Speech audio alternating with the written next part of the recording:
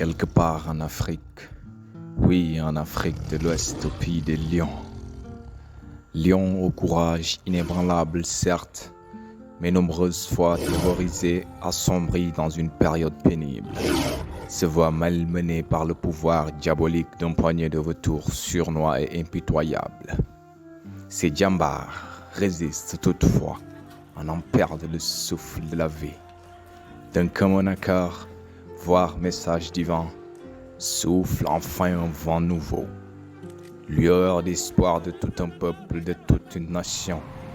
Celui-ci, dans son sillage, faisant même trembler les forces du mal, laisse entendre le silence peu bavard d'un macadam de soldats et de guerriers.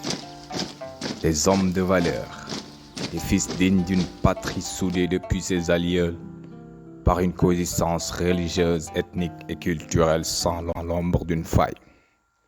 D'une mélancolie fatidique surgissent ces combattants, nourris d'engagement sans équivoque, foncent risquant leur vie et celle de leurs proches dans les chantiers épineux d'un redressement de notre pays.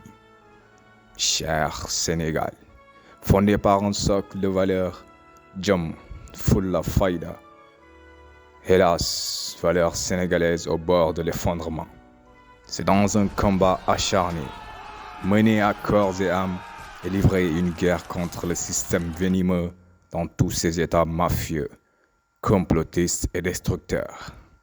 Pour une cause noble, celle de la liberté, de la souveraineté et de l'indépendance au sens propre du terme, à un épanouissement total des générations futures. Des Góor nitu dëgg. Ousmane Sonko, Guy Marius Sagna, Barthélémy Diaz, Mollah Morgun, Assane Diouf, Ousmane Tounkara, Clédor Sène, Dame Mbodj, Cheikh Oumar Diagne, j'en passe. Alors que le bord du tunnel reste cependant distancé, nous, patriotes, marchons au même rythme que ces djambars. Ensemble, nous vaincrons. Le Sénégal libre ou la mort, la patrie avant le parti.